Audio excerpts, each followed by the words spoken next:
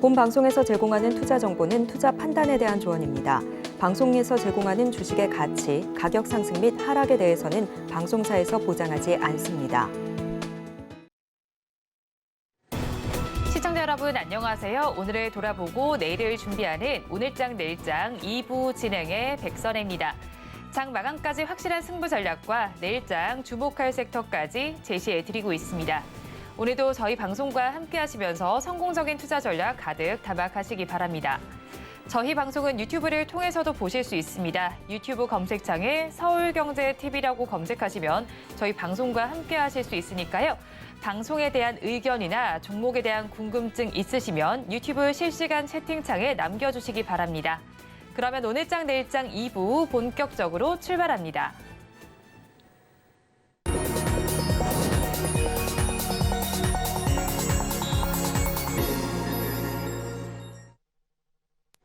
급락하는 종목에 대한 생존 전략을 모색해 보겠습니다. 종목 SOS 시간, 오늘은 바로자산운용 윤정식 상무와 연결되어 있습니다. 상무님 안녕하세요. 네, 안녕하세요. 상무님 먼저 급락하는 종목들을 구조해 보기 전에 오늘 시장 상황부터 점검하겠습니다. 오늘 시장은 어떻게 보시나요? 네, 오늘 시장은 그냥 쉬어가는 모습이 완연하게 좀 나타나는 그런 시장의 모습들입니다. 물론 시장 차트만 놓고 보면 이 코스피 같은 경우 양봉이 나왔거든요. 이 차트의 최근 모습들, 코스피도 그렇고 코스닥도 그렇고 최근 6거래일 동안 한 번 빼고 다 양봉이 나왔습니다. 그러니까 시장 자체가 나쁜 시장이 아니라 뒤로 갈수록 좀 힘이 더 낮다라는 시장이죠. 그러니까 시장의 뷰 자체는, 시장의 흐름 자체는 긍정적인 흐름들이 최근에 좀 많이 펼쳐지고 있는 그런 시장의 모습이지만 오늘 같은 경우는 이틀 동안 좀 많이 올랐죠. 그리고 지금 지수가 코스피 강보합 정도, 오늘 지금 강보합과 약보합을 지금 왔다 갔다 하고 있는 그런 모습인데 2,510포인트를 조금 넘어선 그런 상황입니다. 이틀 전, 그러니까 월요일과 화요일 이틀 동안 지금 40포인트 올랐거든요. 40포인트도 많이 오른 지수의 포인트지만 2,500선 위로 올라갔다는 게 좀 더 의미가 있거든요. 그러면서 이 외국인과 기관 양매수도 유입이 됐고 2,500선 위로 올라갔다라는 점. 근데 여기서 이제 더 많이 훨씬 더 올라가자니 조금 부담스러운 건 사실이거든요. 그리고 여기서 어떤 종목을 사서 올려야 되는지도 아직은 모르겠다라는 게 시장과 기관, 외국인과 기관에 있어서의 판단이 사실 확 서는 그런 종목과 섹터가 지금 굉장히 많이 보이는 그런 상황은 좀 아닙니다. 그렇기 때문에 여기에서 좀 한 템포 좀 쉬어가고 있는, 그러니까 이게 조정이 굉장히 많이 나오는 것도 아니고 여기서 차익 매물이 많이 나오는 것도 아닙니다. 그냥 지금 자리에서 조금 쉬어가고 있는 그런 모습이 코스피와 코스닥 모두, 양시장 모두에서 좀 나타나고 있는 그런 모습이고요. 이 코스피, 코스닥 모두 이 기관의 매도가 강하게 나오고 있습니다. 물론 이제 제가 강하게다라는 표현을 썼지만 외국인과 개인에 비해서 코스닥의 기관이 매도가 강하다는 표현이지 매도 금액이 굉장히 많은 건 아니거든요. 기관이 코스피 같은 경우 1,428억 원, 코스닥에서는 1,070억 원, 매도 금액이 많지는 않습니다. 많지는 않습니다만 여기에서 다른 수급 주체 대비해서는 매도가 좀 강하게 나온다, 이런 모습이고, 그리고 외국인 같은 경우는 코스닥에서는 지금 매도를 하고 있고요. 719억 원. 근데 매도 금액이 안 커요. 크지가 않습니다. 그리고 코스피 같은 경우는 996억 원 매수를 하고 있는데 코스피 전체적으로 수급이 좋습니다만 여기에서 특히 눈에 띄는 게 996억 원 중에 843억 원이 전기전자 섹터의 순매수로 집중이 되어 있습니다. 이 전기전자, 기관은 팔고 있는데 외국인은 사고 있는 그런 모습들이고, 그럼 전기전자 섹터 내에서 어떤 종목들을 사고 있느냐라는 이런 부분들 봤을 때 반도체 관련된 종목들, 특히 SK 하이닉스 쪽으로 수급이 좀 많이 쏠리고 있고 삼성 SDI 쪽으로도 일부 매수세가 들어오고 있습니다. 그 외에 LG전자라든지 삼성전기로도 외국인 조금씩 순매수가 들어가고 있는 그런 모습인데 매수 금액이 굉장히 많은 건 아니에요. 역시 국내 시장, 외국인이 국내 시장 긍정적으로 보고 있긴 합니다만 굉장히 많은 그런 상황들은 아니고 기관 같은 경우는 외국인의 매수에 기관은 좀 매도를 하고 있는 그런 모습들을 펼쳐지고 있습니다. 섹터별로 좀 특징을 살펴보면 코스닥에서는 2차전지 관련된 종목 에코프로 BM과 에코프로 그리고 LNF까지 조정이 나오고 있는 그런 모습이고요. 이 시가총액 1위와 2위와 5위입니다. 시가총액 최상위 종목이죠. 이 세 종목이 조정이 나오고 있기 때문에 코스피는 강보합권, 거의 보합권에서 움직이고 있는데 코스닥은 조금 하락하고 있죠. 이 하락에 대한 이유는 이 세 종목이 하락을 했기 때문입니다. 사실 상승 종목과 하락 종목의 수를 살펴본다라면 비슷하거든요. 큰 차이 안 납니다. 근데 이 시가총액 최상위 종목 이 세 종목이 하락을 하고 있기 때문에 코스닥이 코스피보다 좀 더 약한 그런 모습을 보여주고 있고요. 사실 에코프로 BM도 그렇고 에코프로도 그렇고요. 최근에 굉장히 많은 조정이 나온다까지는 아니지만 아직 상승한 이후에 조금씩 횡보하고 있는 그런 모습들이 있기 때문에 2차전지 아직 반등을 한다까지는 확인을 못하고 있는 그런 상황이고 코스피에서는 LG에너지솔루션에 좀 매도고 외국인의 매도가 좀 나오면서 하락을 하고 있고 좀 특징적인 게 LG에너지솔루션은 하락을 하는데 삼성 SDI는 상승을 하고 있습니다. 좀 특징적인 부분이 있고 그리고 이 시가총액 상위 종목 중에서 2차전지 관련된 종목들 좀 전에 말씀드렸듯이 조정이 좀 나오고 있는 그런 상황이다 라고 보시면 되겠고요. 이 카카오가 좀 특징적으로 2.5% 정도 상승을 하고 있고, 그리고 금융업에서 은행주들이 조금씩 상승을 하고 있는 그런 모습입니다. 코스피에서 그리고 최근에 조선주들이 바닥권에서 조금씩 올라오고 있죠. 현대중공업, 삼성중공업 그리고 한화오션까지 3에서 4% 정도 중공업주들 좀 상승을 하고 있는 그런 모습이고 그 외의 섹터들은 사실은 굉장히 큰 움직임들은 오늘은 좀 없습니다. 코스닥으로 좀 넘어가 보면 이 외국인과 기관이 모두 다 코스닥은 매도를 한다라는 말씀을 드렸는데 이 외국인이 710억 원 매도를 합니다. 대부분의 섹터 매도를 하고 있는데 IT 하드웨어 쪽으로 매수가 180억 들어가고 있거든요. 외국인의 매수가. 외국인의 매수가 180억 IT 하드웨어 쪽으로 들어간다. 그럼 어디로 들어가고 있는지 살펴본다라면 반도체 장비주들, 이 HPSP 그리고 이오테크닉스 이런 종목들로 반도체 장비와 관련된 종목들, 동진 세미캠도 마찬가지고요. 주성 엔지니어링, 하나마이크론, 반도체 장비주들 대체적으로 빨간불을 켜고 있습니다. 심테까지 빨간불을 켜고 있는 그런 상황이기 때문에 반도체 장비주들만 제한적으로 코스닥 시장에서는 이 외국인의 매수가 들어가고 있는 상황이고요. 그 외에는 이게 코스닥에서 외국인 금융 섹터 매도를 하고 있는데 이게 은행주 파는 게 아니고요. 에코프로가 금융 섹터에 들어가 있죠. 에코프로로 거의 매도가 집중이 되면서 에코프로가 3.59% 지금 하락을 하고 있는 그런 상황이다라고 보시면 되겠습니다. 환율도 사실은 오늘 올라가고는 있습니다만 사실 9원 60전 상승하면 작게 올라가는 건 아닙니다. 그렇지만 굉장히 좀 크게 우려해야 될 상황은 좀 아닌 걸로 보여지고 아직 1,300원 안 됐습니다. 그렇기 때문에 올해는 전체적으로 시장이 무슨 리스크가 발생을 해서 하락이 나오고 이런 모습이라기보다는 지수가 이틀 동안 좀 올랐고 2,500선도 넘어갔고 여기에서 어떻게 할지라는 약간 고민의 시간을 갖는 횡보하는 그런 시장의 모습이 오늘 장에서는 펼쳐지고 있는 그런 상황이다라고 보시면 되겠습니다. 네, 시장은 오늘 방향성을 잡지 못하면서 보합권 내에서 등락을 조금 다르게 하고 있습니다. 이런 시장 상황 속에서 급락하는 종목들이 있습니다. 2시 30분 기준 급락주들 화면을 통해서 확인해 보겠습니다. 스톰테크 먼저 보겠습니다. 이번 주 월요일 코스닥 시장에 입성한 종목입니다. 오늘 시장에서는 8%가 넘게 빠지면서 15,010원 선에 거래가 되고 있습니다. 다음으로 SY스틸텍을 살펴보겠습니다. 건축자재 종합회사로 지난 13일 코스닥 시장에 상장을 했습니다. 8% 넘게 빠지면서 지금 시간 기준으로 주가는 4,450원 선을 가리키고 있습니다. 다음으로 메디아나 살펴보겠습니다. 셀바스 헬스케어와 셀바스 AI가 메디아나를 인수한다는 소식이 전해져 왔습니다. 하지만 오늘 시장 상황 속에서는 7% 넘게 빠지면서 8,120원 선에 거래가 되고 있고요. 다음으로 이오플로 살펴보겠습니다. 당뇨 웨어러블 전문 기업입니다. 6% 넘게 빠지면서 13,900원에 거래가 되고 있습니다. 마지막으로 노을 살펴보겠습니다. 인공지능을 기반으로 한 혈액과 암 진단 플랫폼 기업입니다. 6% 넘게 빠지게 되면서 지금 시간 기준으로 주가는 5,790원에 거래가 되고 있습니다. 급락하는 종목들 저와 함께 살펴보셨는데요. 이 종목들을 가지고 계신 분들이거나 또 다른 종목에 대한 궁금증이 있으시다면 유튜브 실시간 채팅창에 남겨주시기 바랍니다. 그러면 저희는 첫 종목부터 구조를 해보겠습니다. 스톰테크를 구조해 보겠습니다. 이번 주 월요일에 코스닥 시장에 입성한 종목입니다. 정수기 부품 업체고요. 주요 정수기 부품인 피팅을 생산하는 업체입니다.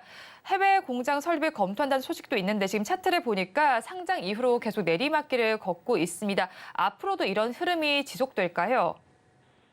네, 우선 사실 스톰테크 사업을 그러니까 영위하고 있는 이 사업을 좀 살펴보면 사업 자체는 상당히 좀 매력적입니다. 정수기를 비롯한 다양한 가전제품의 피팅과 밸브, 튜빙, 어셈블리 등 이런 부품들을 만드는 기업입니다. 22년 매출액 기준으로 피팅 부분이 59%로 시장 점유율 1인데요.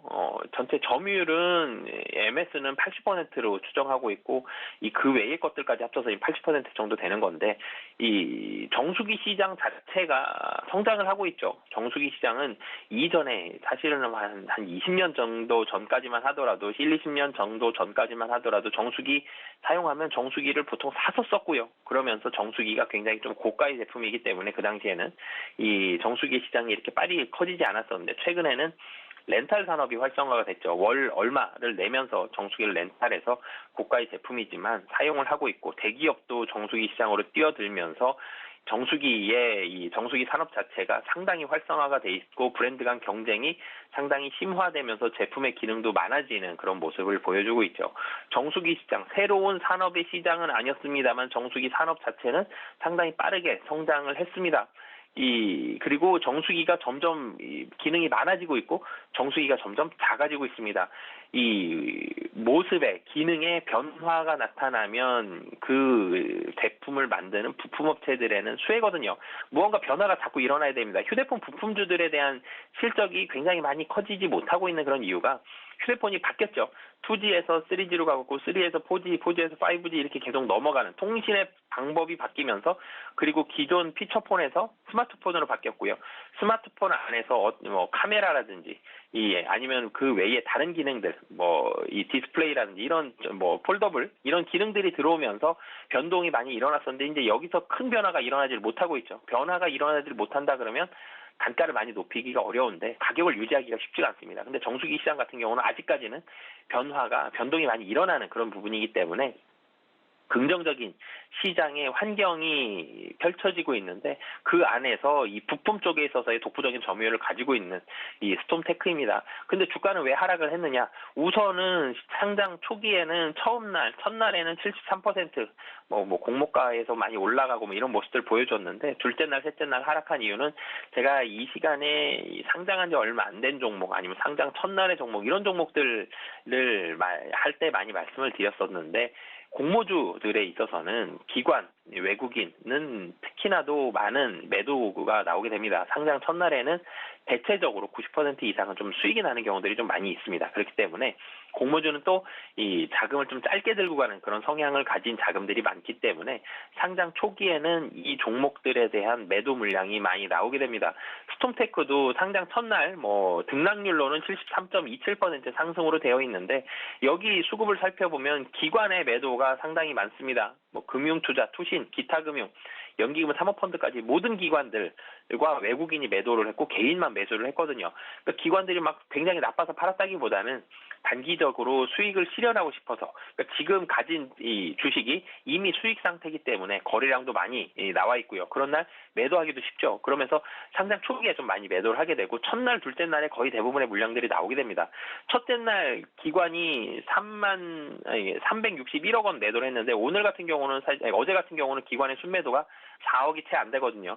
대체적으로 나왔다라는 판단이 들죠. 그렇지만 추가적으로 좀 남았었던 물량들 그리고 이 물량이 다 나와서 이제는 매수를 해도 되는지 눈치를 보고 있는 기관과 개인들의 이런 시각들이 아직은 눈치를 보면서 매수는 적극적으로 다가가지 못하고 있는 그런 과도기적인 시각이다라고 보여집니다.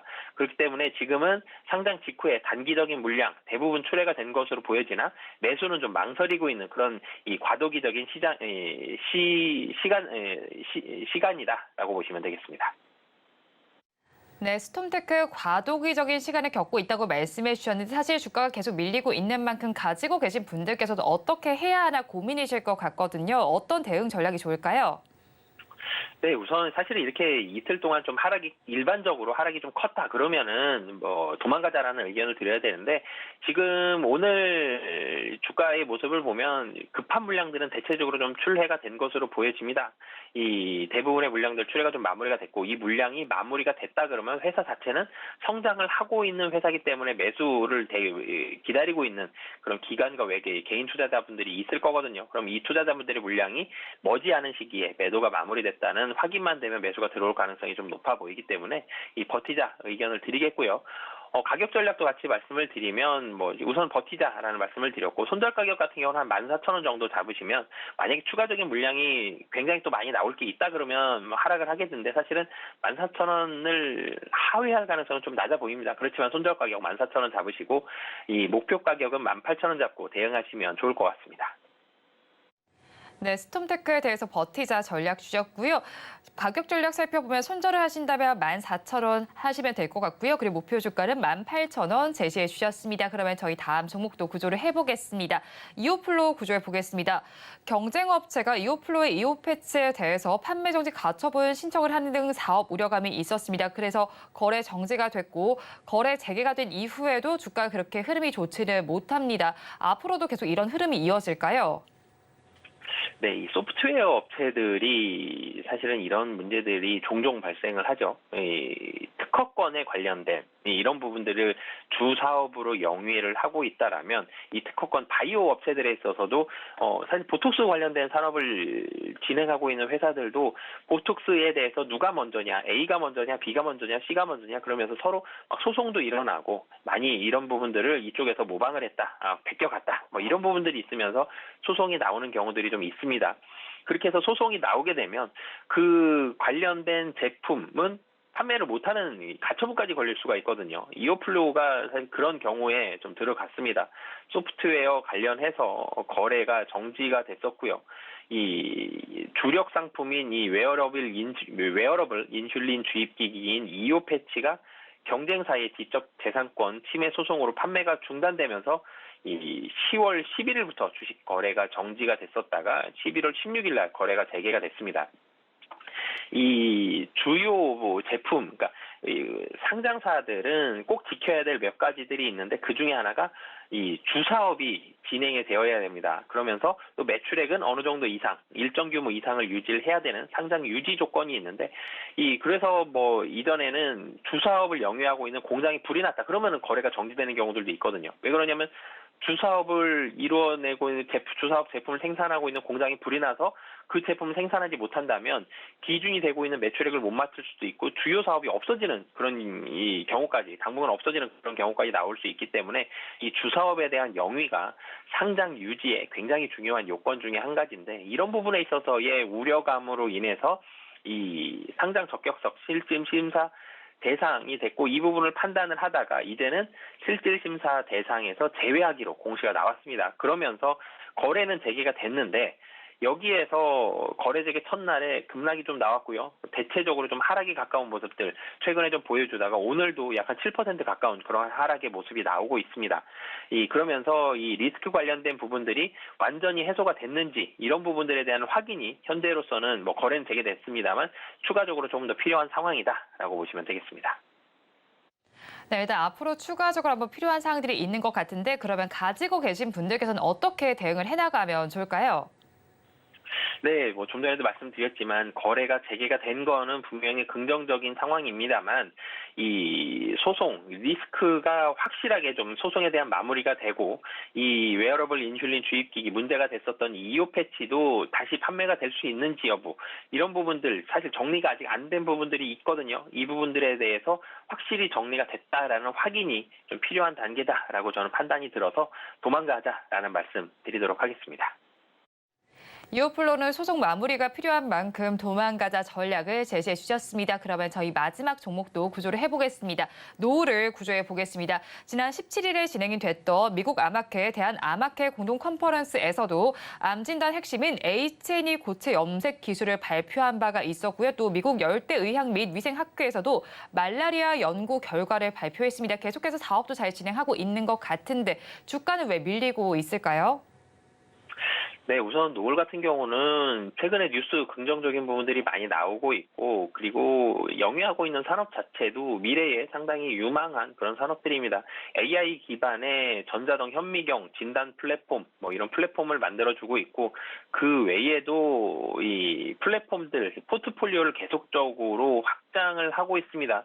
노을 매출액의 대부분을 말라리아 진단 솔루션이 차지하고 있고, 그러면서 상반기에는 혈구 분석 진단 솔루션, 무언가의 자궁경부암 진단 솔루션, 이렇게 무언가 질병이라든지 이런 부분에 있어서를 확인할 수 있는, 진단할 수 있는 그런 이 기술력을 가지고 있는 그런 상황이기 때문에 사실 바이러스도 점점 다양해지고 있죠. 최근에 뭐 코로나는 상당히 많이 줄어들긴 했습니다만 최근에 독감도 그렇고요. 여러 가지 감기에 대한 종류도 일례로 봐도 굉장히 좀 많아지고 있습니다. 말라리아도 다시 한번 많아지고 있고 여러 가지 질병들 이런 부분들에 있어서는 굉장히 다양해지고 있는데 그러면 전체적으로는 정밀한 그런 솔루션 그리고 진단에 대한 기술력 이런 부분들이 상당히 많이 필요한데 이런 부분들 좀 다양해지는 그런 기술력도 필요합니다. 이런 부분에 대한 기술을 노을이 가지고 있는 그런 상황이다라고 보시면 되겠는데요. 전체적으로 기술력을 가지고 있다라는 거는 뭐 누구도 의심하지 않습니다만 아직 숫자로 확인이 조금 덜 된 게 좀 아쉬운 부분들이 있고 정치 테마주로도 물론 다른 정치 테마주보다는 좀 덜 합니다만 살짝 엮이는 부분들이 있으면서 변동성이 추가적으로 좀 나올 수 있다라는 점. 내년에 있는 그런 총선에 있어서도 변동성 그때까지는 변동성이 정치 테마로서에 대한 영향력도 좀 받을 수 있다라고 보여지고요. 단기적으로는 여러 가지 좀 영향력, 숫자가 조금 부족하다라는 점, 정치 테마에도 살짝 엮일 수 있다라는 점, 이런 부분들은 좀 우려감이 있습니다만, 굉장히 좀 길게 봤을 때는 좀 다양한 이런 진단 포트폴리오를 만들 수 있는 그런 기술력을 가지고 있다라는 점, 다양한 진단 포트폴리오를 활용해서 제품을 출시하고 있다라는 점, 이런 부분들은 좀 긍정적이기 때문에 단기적으로는 우려감들이 좀 있다. 하지만 조금 더 길게 봤을 때는 매력적인 기업이다라고 보여집니다. 네, 중장기적으로는 다양한 진단 포트폴리오를 구성할 수 있을 것 같지만 일단 정치적인 이슈도 엮여 있는 종목입니다. 주가가 지금 살펴봤을 때 조금 오름세를 보이다가 다시 또 내림세로 나타나고 있는 만큼 가지고 계신 분들께서는 이 시점에서 어떻게 해야 하나 고민이 많으실 것 같거든요. 어떤 대응 전략을 가져가야 할까요? 네, 우선 사실 이 시간에 좀 단기적으로 어떻게 해야 되는지에 대한 의견을 제가 많이 말씀을 드리는데 길게 봤을 때는 분명히 매력적인 기업은 맞습니다만 단기적으로는 지금 숫자가 조금 부족하다라는 점 그리고 차트상으로도 조금 매도가 좀 많이 나오고 있다라는 점 그리고 기관의 매도가 또 나오고 있다는 게 좀 부담스러운 부분들이 있거든요. 그렇기 때문에 단기적으로는 변동성 확대 가능해서 도망가자라는 의견을 드리겠지만 조금 길게 봤을 때는 그래도 긍정적인 면이 분명히 있는 회사다라는 점도 같이 말씀드리도록 하겠습니다. 네, 노을에 대해서도 도망가자 전략을 주셨는데요. 일단 길게 봤을 때는 매력이 있는 회사다라고 정리를 해주셨습니다. 지금까지 바로자산운용의 윤정식 상무와 함께했습니다. 오늘 연결도 고맙습니다. 네, 감사합니다.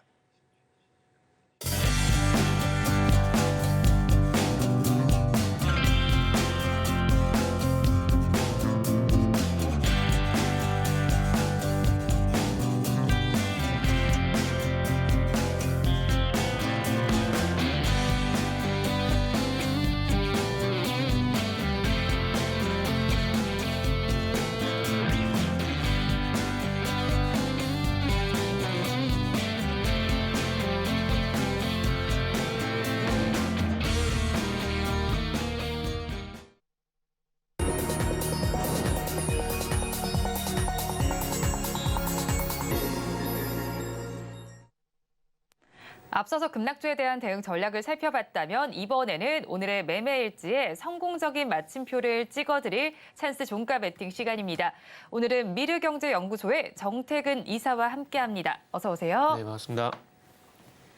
네, 먼저 이사님과 이 시간에 짚어드렸던 종목 리뷰를 해보겠습니다. 지난 15일에 공략을 해주신 종목입니다. 뷰노는 7%대 수익률이 지금 나오고 있습니다. 어떻게 네. 하면 좋을까요?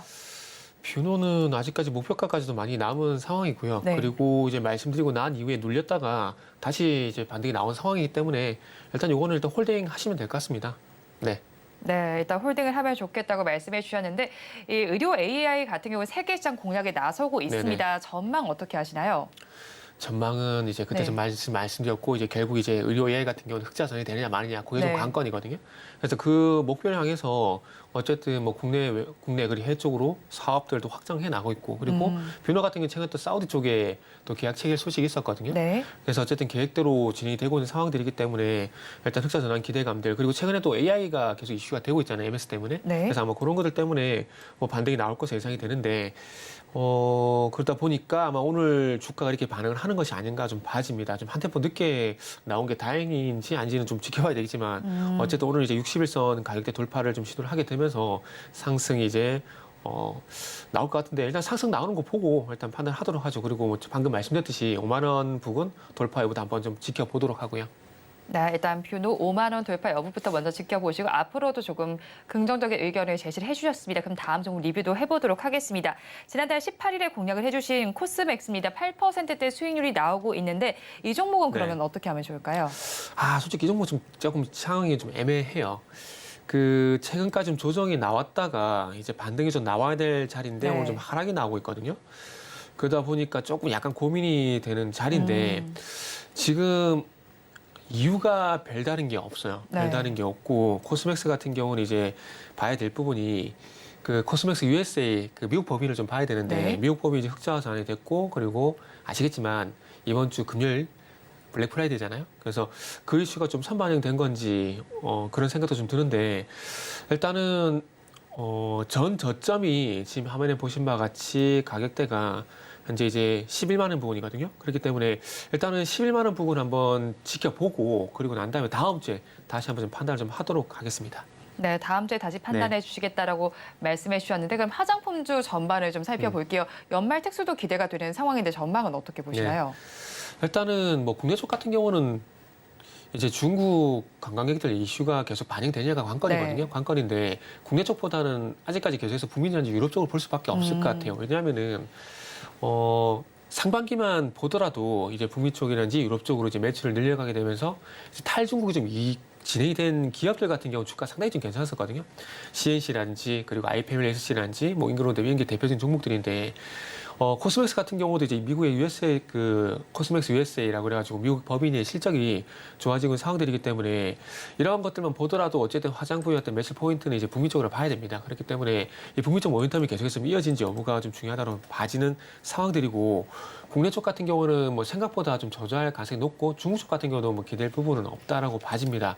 일단 광군제 같은 경우도 이제 생각보다 매출이 안 나온 것 같아요. 지금 이제 전자상거래 기업들이 이제 매출을 공개를 하지 않고 있는 상황들이거든요. 네. 그래서 그런 부분만 감안을 하더라도 중국 쪽 같은 경우도 기댈 부분이 기대할 만한 부분이 없는 상황들이고 그리고 국내 쪽 같은 경우는 연말 쇼핑 시즌이긴 한데 뭐 중저가 브랜드 중심으로 해서 뭐 매출 상승에서 이어질 것이다 그런 얘기들이 나오고 있는 상황인데 그게 또 어찌 보면은 서두에 말씀을 드린 북미 쪽에 일단 매출 포인트를 잡고 있는 기업들로 제한시켜서 봐야 되지 않을까를 좀 봐야 될 것 같습니다. 그러다 보니까 국내 쪽 같은 경우는 아직 기대할 만한 부분이 조금 낮은 부분들이 있고 어쨌든 이제 북미란지 유럽 쪽으로 매출이 늘어나게 되면서 사상 최대 실적이 예상되는 기업들 중심으로 압축을 좀 해서 봐야 될 것 같고 지금 이제 AS한 종목인 코스맥스 같은 경우도 네. 어쨌든 이제 중국 쪽 매출이 있긴 하지만 그럼에도 불구하고 3분기 실적을 보게 되면은 이제 미국 쪽 법인의 흑자 전환 이런 부분도 좀 반영이 되고 있는 상황들이기 때문에 이게 코스맥스 같은 경우도 이제 북미 쪽 매출이 매출에 대한 기대감들이 좀 주가에 좀 반영이 되는지 여부를 또 봐야 될 것 같아요. 네, 실적의 기대감과 그리고 그 실적이 주가에 반영되는지 여부까지 한번 살펴보면 좋겠다는 의견을 주셨습니다. 리뷰는 여기서 마무리해보고요. 오늘도 장 마감까지는 12분 정도가 남아 있습니다. 종가 베팅할 종목 키워드 힌트 공개해드리겠습니다. 아직 본격 상승 전이라고 키워드 힌트를 주셨네요. 네. 이 업종이 아직 본격적으로 상승하기 전인가 봐요. 상승을 지금 하고 있나요, 그러면?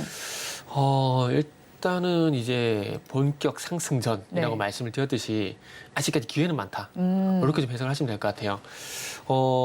조선업종인데요. 네, 조선업종. 조선업종인데 조선업종 오늘은 또 좋잖아요. 네, 그렇죠. 그래서 갖고 왔어요. 왜냐하면은 이제 상반기 때 주가가 이제 흑자 전의 기대감이란지 슈퍼사이클 기대감 때문에 상당히 가파르게 올라갔었잖아요.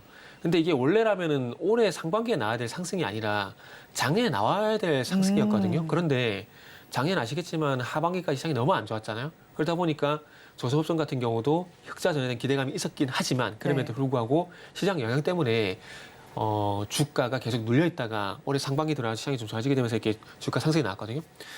그러면서 이제 이 상승 나올 때 놓쳤다라고 생각하시는 분이 되게 많으실 것 같아요. 그런데 이 조선이 이제 주력으로 받고 있는 LNG선, 그러니까 17만 3천 세제곱미터급의 네. 이 LNG선이 있는데 요거 기준으로 보게 되면은 지금 아직까지 대세 상승이 아직 안 나왔다라 보시면 될 것 같아요. 겨우 그러니까 흑자 수수 받은 것들이 이제 매출로 반영이 되게 되면서 흑자 전환됐다고 보시면 될 것 네. 같아요. 그런데 앞으로 봐야 될 부분은 우리가 단순히 흑자 전환이 아니라 흑자 전환되고 난 다음에 이제 실적이 턴어라운드가 되는지 그게 중요한 거잖아요. 근데 그런 부분들이 제가 봤을 때는 빠르면 이제 내년 상반기가 되면은 한 내년 2분기 정도 네. 되고 늦으면 아마 내년 하반기부터 아마 반영이 될 거거든요. 이게 무슨 얘기냐면은 2021년도 6월달 전후로 해가지고 조선사들이 간신히 흑자 수주를 받았어요. 네. 만약에 10,000원이 손익분기점이라면은 이 손익분기점 10,000원 넘는 1,500원, 11,000원 겨우 좀 받기 시작했거든요. 근데 그게 이제 방금 말씀드렸듯이 이제 겨우 흑자 수주가 된 거고, 근데 배를 수주를 받게 되면 바로 건조 안 들어가요. 이거를 또 설계하는데 1년에서 한 18개월 정도, 1년에서 네. 한 1년 6개월 정도 걸리거든요.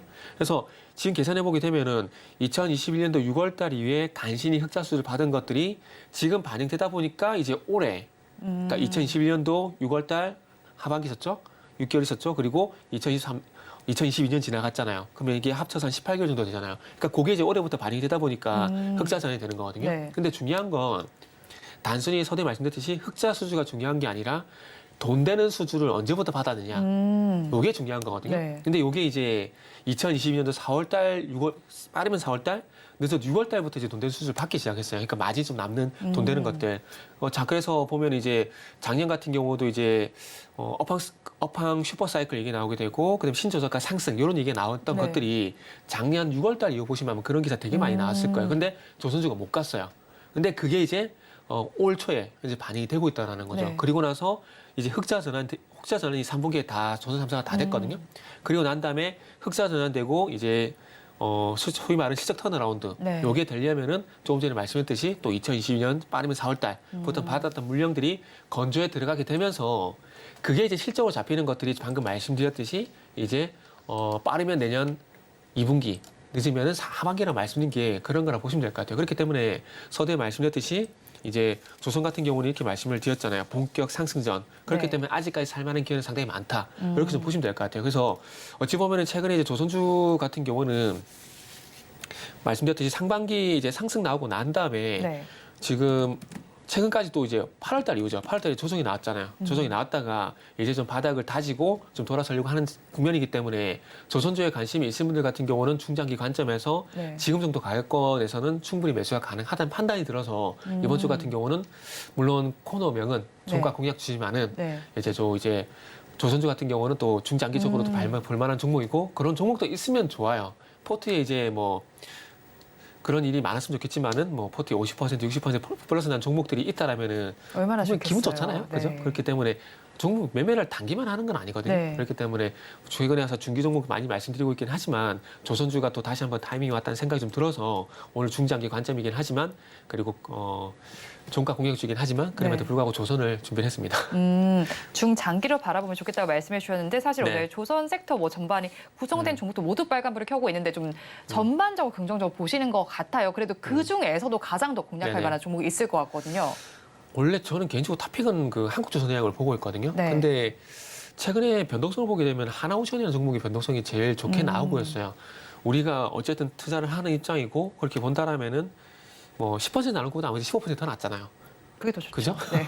그러다 보니까 이 마음속으로는 이제 한국조선해양이 있긴 하지만 아 거기를 마음 깊숙이 넣어두시고. 그렇지만은 이제 머리로는 이제 하나오션을 말씀드린 게 맞다라는 생각이 들어서 오늘 하나오션을 그래서 말씀을 좀 드리려고 합니다. 그리고 이제 최근에 이제 LNG선 수주 얘기가 상당히 많이 나오고 있잖아요. 네. 많이 나오고 있는데 이제 LNG선 수주도 많이 받고 있는 상황들이고 그리고 이제 액화 보유식 천연가스 생산 설비라 그래가지고 이게 LNG라고 합니다. 그래서 네.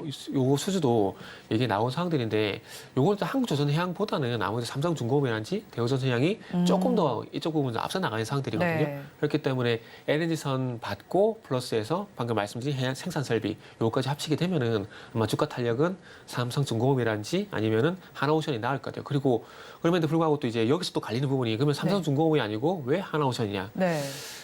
제가 볼 때는 삼성중공업 같은 경우는 그 예전에 해양 플랜트 그 감가상각을 다 했다라고 얘기를 했는데 솔직히 참 못 믿겠어요. 원래 기업을 신뢰하지 못하시나요? 기업을 믿어야 되는데 네. 왜냐하면은 현대차 같은 경우도 그 일회성 비용 해가지고 있잖아요. 네. 품질 관리 비용 그게 2번이나 발생됐잖아요. 근데 그 전에 분명히 털었다고 그랬거든요. 또 발생이 됐어요. 그러다 보니까 마지막까지 좀 확인을 하고 싶은 거죠. 그러다 보니까 삼성중공업보다는 하나오션을 선택하게 된 이유가 좀 거기 있다라고 말씀드리고 싶네요. 리스크가 좀 덜하다고 생각하신 그렇죠. 거네요. 아, 그렇다면 가격 전략 저희가 어떻게 잡아가야 할까요? 하나오션 같은 경우 일단은 목표가는 네. 42,000원 보시면 될 것 같아요. 42,000원을 그러니까 전 고점 부분인 49,900원 5만 원대를 잡지 않고 42,000원을 잡는 이유가 뭐냐면은 보통 이제 딱 전고점 물론 박스권 흐름 우리가 지금 박스권 흐름을 보고 들어간 건 아니잖아요. 네. 그렇기 때문에 전고점 돌파 가능성을 보고 들어간 거기 때문에 박스권이라면 뭐 49,900원 5만 원 부분을 보는 게 맞지만은 그게 아니라 전고점 돌파를 우리 보는데 저는 개인적으로 이제 차트를 볼 때 꼭 전고점이 아니라 전고점 아랫부분에 가격 분기점이 있거든요. 근데 요 종목 같은 경우 제가 봤을 때는 42,000원 같아요. 그래서 네. 요게 돌파가 되게 되면은 저는 개인적으로 전고점 돌파도 가능하다고 보고 있습니다. 그러다 보니까 요게 1차 목표 이게 최종 목표가라기보다는 1차 목표가 플러스 분기점 이렇게 보면서 42,000원 돌파 여부를 좀 보자라고 말씀드리고 싶고 손저가 같은 경우는 23,000원인데 느긋하게 보셔도 될 것 같아요. 느긋하게 보셔도 될 것 같고 지금 화면에 이제 일봉 차트가 나오고 있는데 네. 지금 월봉 차트를 보게 되면은 지금 요거는 이제 중간에 이제 증자 뭐 이런 것들이 이슈 때문에 차트가 좀 어지러운데 현대중공업 차트를 좀 볼게요. 현대중공업 차트를 좀 보게 되면은 지금 죄송합니다. 한국조선해양 볼게요. 제가 자꾸 차트픽을 잘못하고 있네요. 네. 한국조선해양을 볼게요. 한국조선해양을 보게 되면 이제 월봉 차트거든요. 지금 보시면은 이 월봉 차트인데 아직 올라가지 않았어요. 네. 지금 이제 이 한국조선해양 기준으로 보게 되면은 가격대가 이제 뭐 75,000원 부근에서 그냥 계속 월봉 차트 보면 바닥을 잡아가고 있는 모습입니다. 그렇기 때문에 아직 본격 상승이 안 나왔거든요. 그렇기 때문에 그래서 제가 서두에 느긋하게 보셔도 된다라고 말씀 이유가 여기 있다라고 보시면 될 것 같아요. 네, 오늘 종가 매트갈 종목으로 한화오션 짚어주셨습니다. 그러면 저희는 마감 동시호가 구간 우리 시장 어떤 분위기 보이고 있는지 살펴보겠습니다. 우리 양대시장 오늘 좀 방향성을 잡지 못했다라고 봐야 할까요? 그래도 코스피 시장 장 초반보다는 조금 더 많이 올려 세우려는 모습을 보였습니다. 하지만 그래도 아쉽게도 약보와 거래소 마감이 예상되고 있습니다. 그래도 2,500선은 지켜내는 모습이네요. 2,510선에 종가를 쓸 것으로 보이고요. 다음으로 코스닥 시장 살펴보겠습니다. 네, 코스닥 시장 역시로 약세로 출발한 이후에 좀 낙폭을 키우다가 다시 시초로 조금 회귀하려는 모습이 나타나고 있습니다. 0.34%의 약세로 814선에 종가를 쓸 것으로 예상되고 있습니다. 다음으로 수급 상황도 체크해 보겠습니다. 코스피 시장을 보겠습니다. 외국인과 개인이 쌍끌이 매수를 해주고 있습니다. 외국인은 오늘까지 3거래일 연속 매수를 하고 있는데요. 1,000억 원 넘게 담아내고 있습니다. 이어서 개인 투자자들은 41억 원의 매수세를 보여주고 있는데요. 반면에 기관 투자자들은 어제까지 2거래일 연속 매수를 하다가 1,000억 원 넘게 매도세로 전환이 되어 있습니다. 다음으로 코스닥 시장 살펴보겠습니다. 코스닥 시장에서는 개인 투자자들 많이 사고 있습니다. 2거래일 연속 매수세를 보이고 있고요. 1,000억 원 넘게 사고 있습니다. 반면에 외국인 투자자들과 기관 투자자들은 매도세 나타내고 있습니다. 오늘 시장 상황 이사님께서는 어떻게 보셨나요? 네. 뭐 저는 개인적으로 아직까지는 지수가 이제 상승 추세가 유지가 되고 있다라고 보고 있습니다. 중간에 참 아이러니컬하게도 공매도 금지 이슈가 왜 나왔는지 도저히 이해가 안 되는데 네. 이 공매도 금지 이슈로 인해 가지고 차트가 일시적으로 조금 이제 흑당분이 좀 있었거든요. 이게 무슨 얘기냐면은 원래 지금 차트를 보시면 아시겠지만 선을 한번 그어볼게요. 원래 이렇게 가던 흐름이었어요. 흐름이었는데 지금 보신 바와 같이 중간에 공매도 금지 이슈가 나오게 되면서 주가가 갑자기 이렇게 튀어버리는 현상이 나왔는데 보시면 아시겠지만 결국 제자리에 다시 돌아왔다가 다시 상승으로 가잖아요. 그래서 결론적으로 뭘 말씀드리고 싶냐면은 여전히 뭐 기술적 반등은 지속이 되고 있다. 뭐 이 말씀을 좀 드리고 싶어서 좀 서두가 길었다라 보시면 될 것 같아요. 네.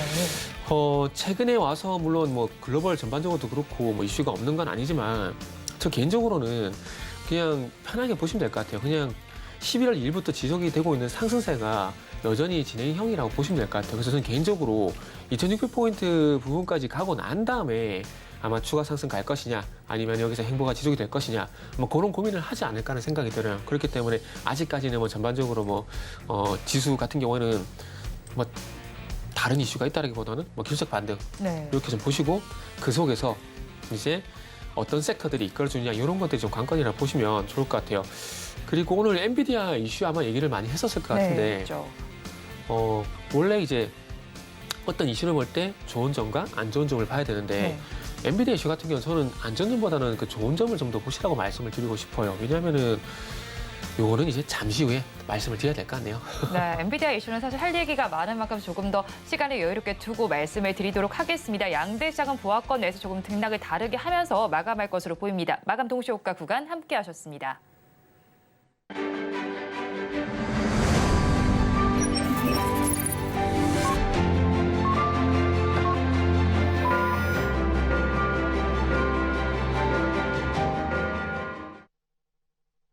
우리 양대시장 오늘은 쉬어가는 장세가 펼쳐졌습니다. 그러면 업종별로 어떻게 마감을 했는지 좀 살펴보겠습니다. 코스피 시장 먼저 보겠습니다. 코스피 시장에서 상승한 업종을 먼저 살펴보면 그래도 기계 업종은 1%대 강세로 마감이 됐고요. 그 뒤를 이은 업종은 서비스업입니다. 1.13%, 1%의 강세로 마감이 됐습니다. 그리고 보험업종의 경우에도 0.81%의 강세로 그 뒤를 이은 모습이었습니다. 계속해서 코스닥 시장의 마감 상황도 살펴보겠습니다. 방송 서비스 업종이 가장 강하게 마감을 했습니다. 2.63%의 강세였는데 그중에서 가장 큰 상승률을 보였던 종목은 KLN입니다. 13%의 강세로 마감이 됐고요. 그 뒤를 이은 업종은 통신 방송 서비스 업종입니다. 1%대 후반대 강세를 보이면서 역시나 마감이 됐고 이 안에도 역시나 KLN이 속해 있었고요. 정보기기 업종에서는 1.7%의 강세가 관찰이 됐습니다. 오늘 시장은 쉬어갔지만 앞으로의 장에 대한 흐름도 살펴봐야겠죠. 오늘장, 내일장 전문가님들께 여쭤봤습니다. 화면으로 확인해 보시죠. 네, 증시는 3거래일 만에 조정장을 보였습니다. 그럼 내일장 어떻게 대응을 하면 좋을지 질문을 드려봤습니다. 먼저 헤르메스 스탁의 김시은 팀장님께서는 내년 성장 섹터를 선별할 필요가 있다고 했는데 불확실성이 일부 해소되면서 외국인의 수급 연속성을 확인해보고 반도체에 지속적으로 관심을 가져보자고 말씀을 해주셨습니다. 다음으로 리더스 인덱스의 박주근 대표님께서는 수급보다는 펀더멘털을 보자고 제시를 해주셨고요. 마지막으로 바로자산 운용의 윤정식 상무님께서는 2,500선의 얇은 박스권 상세를 염두에 두자고 정리를 해주셨습니다. 이에 대해서 이사님 의견은 어떠실까요? 네, 일단은 내년 성장 섹터 선별 일단 반도체는 동의를 하고 있고요. 뭐 시총을 보게 되면은 2차 전지 자리를 대체할 만한 섹터가 어디 있을까라고 고민을 할 수밖에 없거든요. 그래서 상반기 같은 경우도 시가총액이 컸던 2차 전지가 이끌었던 것처럼 이 내년 같은 경우도 이제 그 바톤을 이어받아가지고 이제 상승으로 갈 만한 섹터가 저도 개인적으로 반도체라고 생각을 하고 있습니다. 아시겠지만 2021년도 6월달에 반도체가 시장이 꺾였던 건 아시아시피 반도체 꺾이면서 꺾였거든요. 근데 그때 당시 아시겠지만은 디램 가격이 하락에서 디램 가격이 이제 꺾이기 시작하면서 같이 꺾였거든요. 그런데 아시겠지만 최근에 와서 디램 가격이 또 바닥에서 돌아서는 흐름들이 나왔기 때문에 다시 반도체가 갈 만한 사이클이 왔다라고 좀 봐지고 있고 그리고 이제 AI 쪽 같은 경우는 우리가 지금 서버 시장만 계속 얘기를 하고 있는데 내년 같은 경우는 이제 그 온 디바이스 AI라 그래가지고 이게 스마트 기기로도 확장되는 얘기가 나오고 있습니다. 그렇게 된다면은 시장이 더 커지게 되고 이 HBM 효과로 인해 가지고 이제 디램 메모리 시장까지 좋아지는 그런 효과가 좀 발생이 되는데 그런 부분들을 보게 되면은 반도체 봐야 될 것 같아요. 최근에 뭐 한솔케미칼이란지 뭐 솔브레인, ISC, 리노고 이런 종목들이 부각을 받는 이유가 뭐냐면은 디램에 HBM만 있는 거 아닙니다. HBM이 아니라 HBM도 결국 디램이라는 이 카테고리 안에 속해 있다고 보시면 될 것 같아요. 그런데 최근에 어쨌든 HBM 분위기를 만들어주고 있고 제가 조금 전에 말씀드렸듯이 이제 디램 업황이 좀 돌아서주고 있다고 말씀드렸잖아요. 이게 결국 돌아선다라는 것들이 이제 결국 가동률 이게 올라간다는 얘기거든요. 네. 가동률이 올라가게 되면 그 거기에 들어가는 이제 소재 기업들이 부각을 받을 수밖에 없습니다. 그러다 보니까 방금 말씀드린 한솔케미칼이라든지 그리고 솔벤 이런 종목들이 부각받는 이유가 그런 거라 보시면 되는데 결국 이 말씀드린 이유가 뭐냐면은 가동이 돌아서 주고 있고 그리고 이제 앞으로 업황에 대한 전망이 긍정적으로 나오고 있고 반도체뿐만 아니라 반도체 수출도 지금 이렇게 늘어나고 있잖아요. 네. 그런 부분들 보게 되면은 결국에 이제 반도체가 이끌어야지 시장에 갈 수밖에 없다는 그런 결론이 나옵니다. 그렇기 때문에 이제 반도체 동의를 한다고 말씀을 좀 드리고 있고 그리고 이제 그 수급보다 펀더멘탈. 네. 지금은 수급을 좀 봐야 될 것 같아요. 왜냐하면은 기술적 반등 국면에서는 펀더멘탈보다는 수급에 의한 힘으로 가는 경우가 더 많거든요. 최근에 아시겠지만 제가 날짜를 정확히 기억이 안 나는데 기관 쪽 보게 되면 금융투자 섹터라고 있습니다. 근데 금융투자가 오늘은 또 매도거든요. 그런데 요 며칠 전에 금융투자 섹터가 잠시만요. 그 날짜가 잠시만 제 기억이 날 듯 하는데 네. 하도 얘기를 하고 안 하다 보니까 그게 언제냐면은 11월 15일이에요. 11월 15일 날 1조 6천억 정도 이제 개인 쪽에서 매도가 나왔었고 그 자리를 금융투자 섹터가 대량 매수가 들어왔었거든요. 그래서 이 금융투자 sek터 쪽을 짚어본 이유가 뭐냐면 이쪽 같은 경우는 차익거래성 매매를 많이 합니다. 싸면 대량으로 이제 차익거래성 매수가 들어오고 조금 이제 가격이 높으면 차익거래성 매도가 나오는데 최근에 차익거래성 매수가 유입되게 되면서 상승이 나왔었거든요. 네. 그러면서 이제 상승이 나왔었는데 지금 오늘 같은 경우는 매도로 전환이 됐어요. 그러면은 그 차익거래성 매수, 그 일시적 같은 매수가 끊길 가능성이 상당히 높기 때문에 그 자리를 외국인들이 이제 채워주는 장을 상당히 중요합니다. 왜냐하면은 기술적 반등에서 추세적 상승으로 넘어가지 않은 상황이기 때문에 지금은 이제 수급이 상당히 중요하다고 말씀드릴 수밖에 없는 것들이죠. 왜냐하면 이제 어찌 보면은 그 소위 말하는 저가 매수 얘기 많이 하잖아요. 네. 그러니까 이 가격 하락으로 인한 저가 매수가 들어오는 게 결국 낙폭과되는 기술적 반등과 연결되는 부분들이거든요. 그렇기 때문에 지금은 펀더멘탈보다는 기술적 반등 국면이 아직까지 지속이 되고 있다 보니까 네. 펀더멘탈도 중요하긴 하지만은 지금 국면에서는 아무래도 펀더멘탈보다는 수급이 조금 더 중요하다. 이렇게 좀 말씀을 좀 드리고 싶은 겁니다. 그리고 이제 2,500선 박스권, 요건 전문가마다 수치가 다 틀릴 수밖에 없는데 네. 뭐 저는 뭐 2,600포인트니까 제가 조금 더 위에 높게 좀 보고 있다라고 보시면 될 것 같아요. 네, 조금 더 상승 룸을 열어서 보고 계시는 거고 네네. 아까 전에 엔비디아 얘기하다 마셨잖아요. 한번 간단하게 말씀해 주실까요? 엔비디아가 네. 지금 이제 3분기 실적 잘 나왔거든요. 네. 잘 나오고 목표 주가도 $620 이렇게 상향 조정이 됐는데 이게 중국 얘기 때문에 이게 4분기에는 그러니까 3분기 피크를 치고 4분기에 좀 주춤할 거다. 이게 지금 시장 걱정거리거든요. 네. 근데 제가 봤을 때는 뭐 걱정할 필요, 물론 시장에서 그런 반응이 났기 때문에 뭐 제가 틀렸다고 일단 제가 제 말이 무조건 맞다라고 말씀드리기 힘든데 네. 중국 쪽에 물론 있는데 지금 어쨌든 간에 이제 AI 수요가 계속 증가를 하고 있잖아요. 네. 그러면서 이 A100 이어서 H100 같은 경우도 이제 물량이 좀 딸리고 있는 상황들이잖아요. 원래 A100 같은 경우는 한 12,000달러 정도 됐었고, 그리고 H100 같은 경우는 한 25,000달러가 되거든요. 네. 근데 이게 H100이 벌써 4만 달러에 갔어요. 그리고 내년에 B100이라는 제품이 나오거든요. 그러면 지금 H100이 4만 달러까지 올라갔고, 새로운 상품이 나오게 되면은 그 제품 같은 경우는 최소한 4만 달러 플러스 알파가 될 수밖에 없거든요. 네. 저 개인적으로 예상해 보게 된다라면 아마 6만 달러 이상 책정이 되지 않을까 생각이 드는데 제가 새로운 상품을 왜 자꾸 말씀드리냐면은 네. 자 중국 쪽에 들어가는 게 비싼 상품이 들어간 게 아니잖아요. 저가 칩이 들어간 거잖아요. 네. 저가 칩이 들어가게 되는데 만약에 이제 미국 중심으로 해서 저가 칩이 아니라 방금 말씀드린 뭐 H100 그리고 이제 B100 그리고 내년 2분기 되면 또 GH200이라는 상품 또 나오거든요. 네. 거긴 지금 아직까지 나온 소식을 보면 H100이 들어간다는 얘기가 있어요. 그러면은 최소한 4만 달러짜리, 6만 달러짜리가 더 많이 팔릴 거란 말이죠.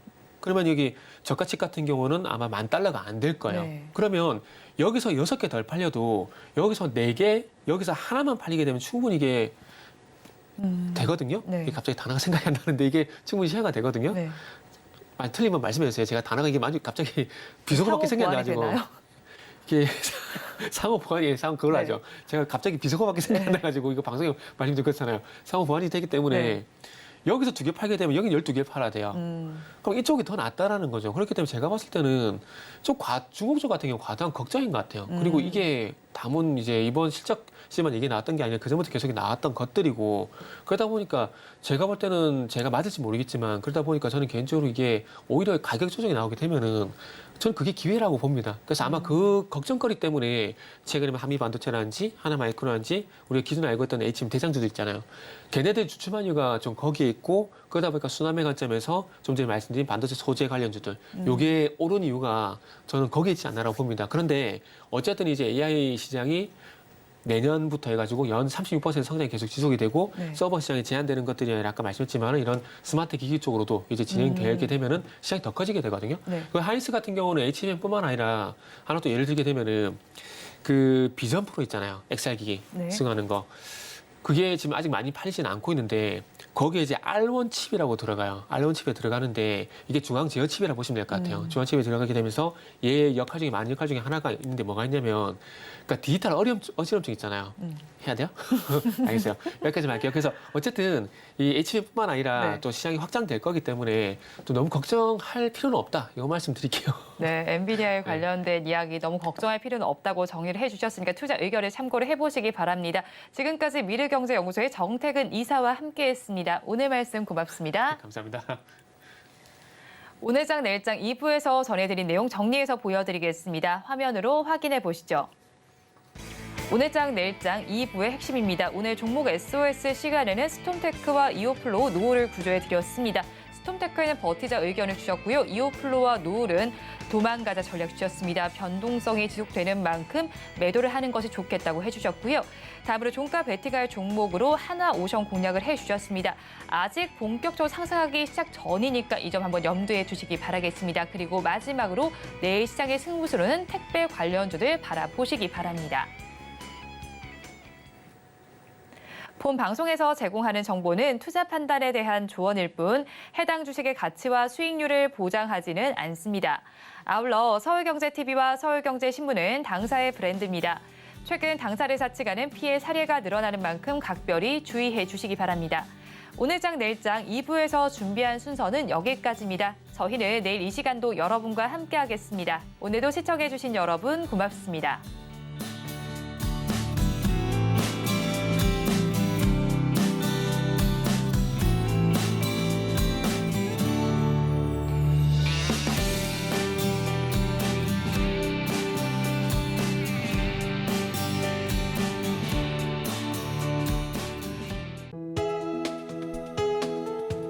본 방송에서 제공하는 투자 정보는 투자 판단에 대한 조언입니다. 방송에서 제공하는 주식의 가치, 가격 상승 및 하락에 대해서는 방송사에서 보장하지 않습니다.